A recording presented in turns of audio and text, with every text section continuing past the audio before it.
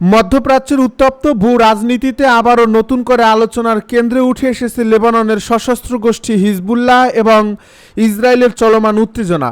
সাম্প্রতিক সময়ে ইসরায়েলের উত্তরাঞ্চল জুড়ে ধারাবাহিক এই ক্ষেপণাস্ত্র ও ড্রোন হামলার ঘটনায় উদ্বেগ বেড়েছে দেশটির নিরাপত্তা মহলে। বিভিন্ন আন্তর্জাতিক গণমাধ্যমের প্রতিবেদনে বলা হচ্ছে, সীমান্ত এলাকায় হিজবুল্লাহর আক্রমণাত্মক তৎপরতা আগের তুলনায় আরও সুসংগঠিত ও প্রযুক্তি নির্ভর হয়ে উঠছে।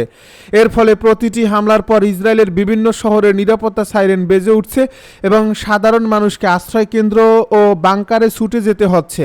এমন পরিস্থিতিতে প্রশ্ন উঠছে, কী কারণে হঠাৎ করেই এতটা সক্রিয় হয়ে উঠছে হিজবুল্লাহ এবং কেন তাদের কিছু হামলা ঠেকাতে বেগ পেতে হচ্ছে ইসরায়েলি প্রতিরক্ষা বাহিনীর।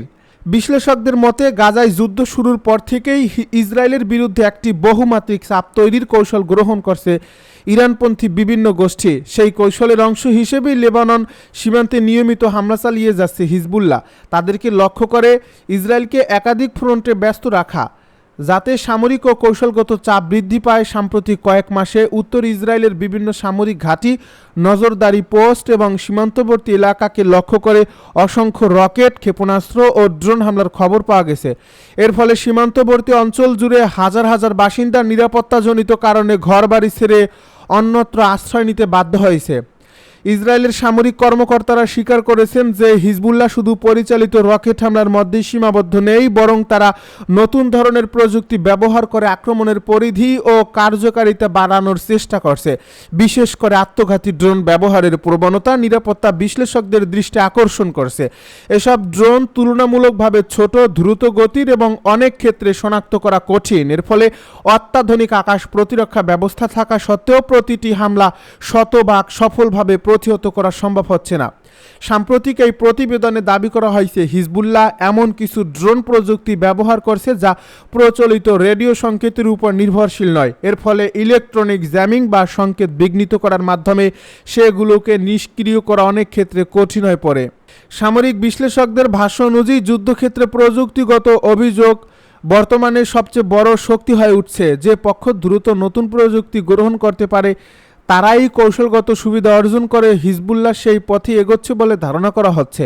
ইরানের সঙ্গে হিজবুল্লাহর দীর্ঘদিনের সম্পর্ক নতুন কোনো বিষয় নয়। বহু বছর ধরে রাজনৈতিক, আর্থিক এবং সামরিক সহায়তার মাধ্যমে এই গোষ্ঠীটির সক্ষমতা বৃদ্ধি পেয়েছে বলে বিভিন্ন আন্তর্জাতিক সংস্থা ও গোয়েন্দা প্রতিবেদনে উল্লেখ করা হয়েছে।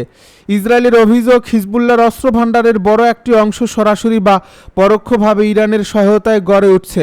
যদিও এ বিষয়ে বিভিন্ন পক্ষের বক্তব্য ভিন্ন হতে পারে, তবুও মধ্যপ্রাচ্যের সামরিক ভারসাম্যে হিজবুল্লাহর যে একটি গুরুত্বপূর্ণ শক্তি হিসাবে প্রতিষ্ঠিত হয়েছে তা নিয়ে বিশেষজ্ঞদের মধ্যে খুব একটা দ্বিমত নেই।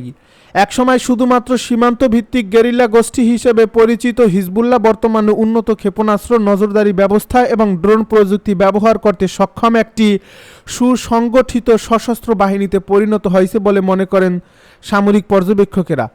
বিশেষ করে ড্রোন যুদ্ধের ক্ষেত্রে তাদের সাম্প্রতিক অগ্রগতি ইসরায়েলের জন্য নতুন চ্যালেঞ্জ তৈরি করছে, কারণ প্রচলিত বিমান হামলা বা রকেট আক্রমণের তুলনায় ছোট আকারের ড্রোন শনাক্ত ও ধ্বংস করা অনেক বেশি জটিল। ইসরায়েলের পক্ষ থেকে অবশ্য বলা হচ্ছে, তারা পরিস্থিতি মোকাবিলায় প্রয়োজনীয় সব ধরনের পদক্ষেপ নিচ্ছে। সীমান্তে অতিরিক্ত সেনা মোতায়েন, গোয়েন্দা নজরদারি বৃদ্ধি এবং আকাশ প্রতিরক্ষা ব্যবস্থার উন্নয়নের কাজ অব্যাহত রয়েছে। একই সঙ্গে হিজবুল্লাহর বিভিন্ন অবস্থানে পাল্টা হামলাও চালানো হচ্ছে। তবে সংঘাত যত দীর্ঘায়িত হচ্ছে ততই বাড়ছে অনিশ্চয়তা। বিশেষজ্ঞদের আশঙ্কা, সীমান্ত সংঘর্ষ যদি আরও বিস্তৃত আকার ধারণ করে তবে তাহলে তা শুধু ইসরায়েল ও লেবাননের মধ্যে সীমাবদ্ধ থাকবে না, বরং পুরো মধ্যপ্রাচ্যের নিরাপত্তা পরিস্থিতিকে প্রভাবিত করতে পারে। এদিকে আন্তর্জাতিক কূটনৈতিক মহলেও বিষয়টি নিয়ে উদ্বেগ বাড়ছে। বিভিন্ন দেশ এবং আন্তর্জাতিক সংস্থা বারবার সংযম প্রদর্শনের আহ্বান জানাচ্ছে। তাদের মতে, বর্তমান পরিস্থিতিতে সামান্য ভুল সিদ্ধান্ত বৃহত্তর আঞ্চলিক সংঘাতের জন্ম দিতে পারে। বিশেষ করে এমন সময়ে যখন গাজায় যুদ্ধ, লোহিত সাগর অঞ্চলের উত্তেজনা এবং ইরান ইসরায়েল বৈরিতা একই সঙ্গে বিদ্যমান, তখন নতুন কোনো যুদ্ধ পরিস্থিতিকে আরও জটিল করে তুলতে পারে। সামরিক বিশ্লেষকেরা বলছে, বর্তমান সংঘাতের সবচেয়ে গুরুত্বপূর্ণ দিক হল প্রযুক্তি নির্ভর যুদ্ধের বিস্তর। অতীতে যেখানে বড় আকারের সেনা মোতায়েন এবং ভারী অস্ত্রে ছিল মূল শক্তি, সেখানে এখন তুলনামূলক কম খরচের ড্রোন, স্মার্ট মিসাইল এবং উন্নত নজরদারি প্রযুক্তি যুদ্ধের চিত্র বদলে দিচ্ছে। হিজবুল্লাহর সাম্প্রতিক এই হামলাগুলো সেই পরিবর্তনের একটি উদাহরণ হিসেবে দেখা হচ্ছে।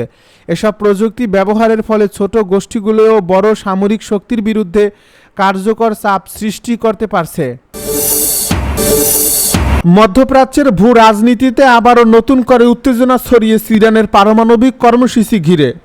আন্তর্জাতিক চাপ, কূটনৈতিক আলোচনা এবং সম্ভাব্য সামরিক সংঘাতের আশঙ্কার মধ্যেও নিজেদের অবস্থান থেকে এক চুলো শর্তে রাজি নয় তেহরান।